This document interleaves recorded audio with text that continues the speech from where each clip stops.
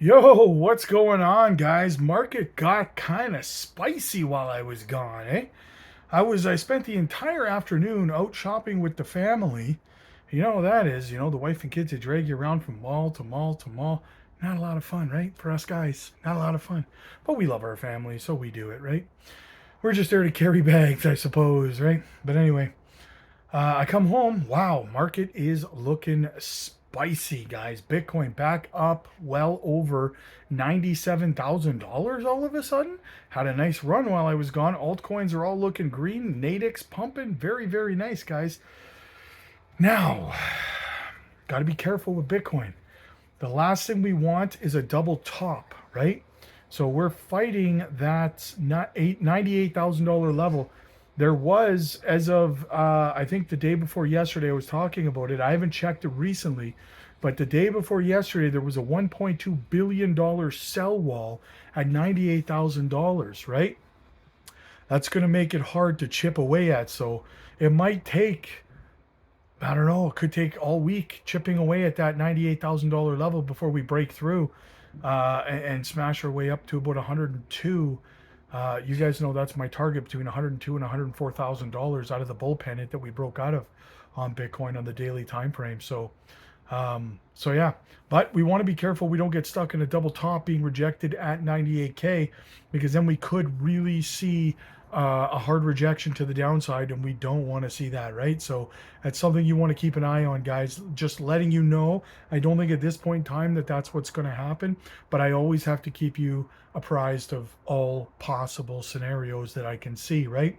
So yeah, be careful about a double top rejection at 98K. If that happens again, probably a flush down to about 91, maybe even 88 if that happens, right? That's worst case scenario.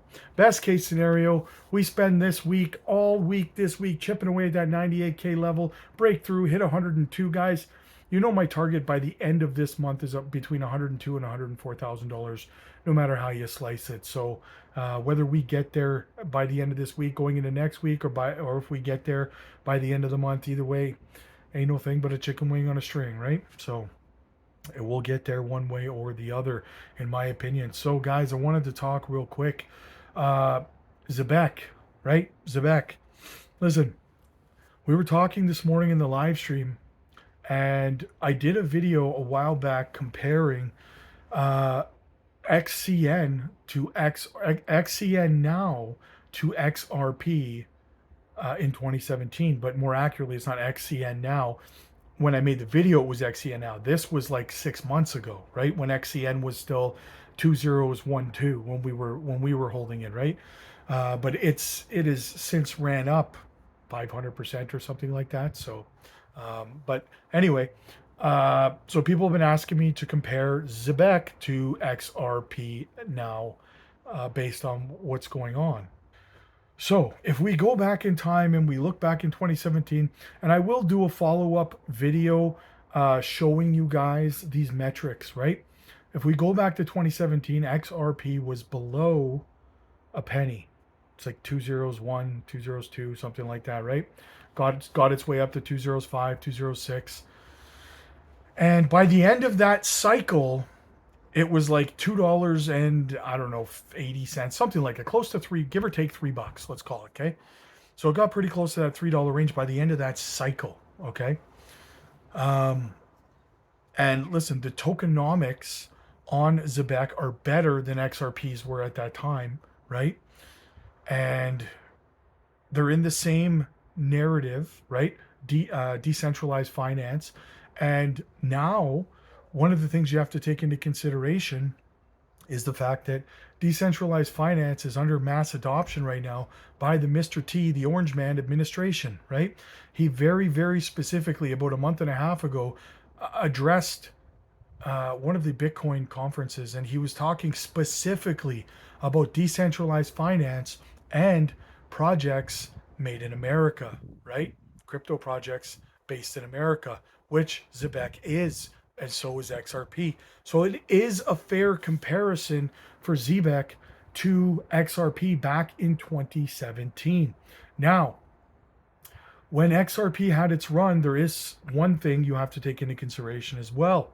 the decentralized finance narrative, there was not the competition that there is today, right? XRP essentially had a monopoly on the narrative for the most part, right?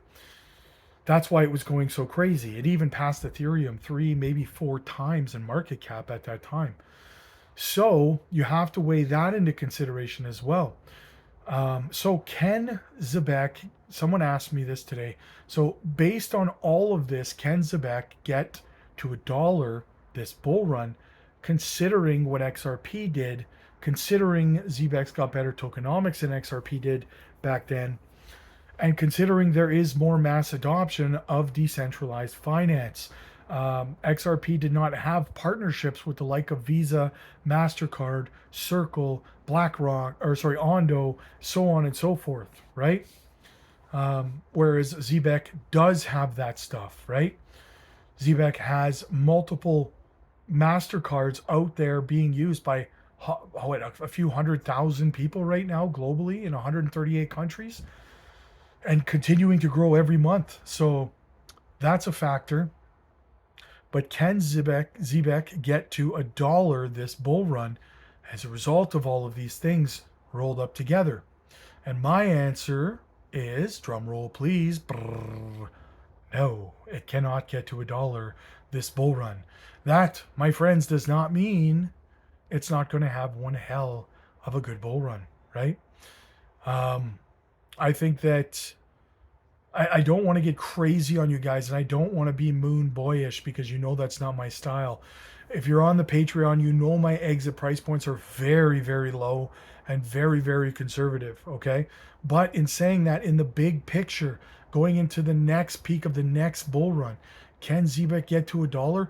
Yes, I think it could get higher than $1 if they continue with their partnerships, with their developments, the way that they are, if they continue with adoption, if their partnerships with Visa and MasterCard stand the test of time, if they continue to expand partnerships with the likes of Ondo, the fact that they're on Solana's network also helps them very, very much, as Solana is being very much more adopted than Ethereum is at this point in time. So this whole cycle, Solana has very, very, very bigly outperformed Ethereum. So, and yes, part of that is due to the fact that, you know, there's been a whole ton of viral meme coins that have launched on Solana. Yeah, that plays a part, but it is what it is, and it ain't what it ain't, right? So anyway, in saying that, guys, those are my kind of thoughts.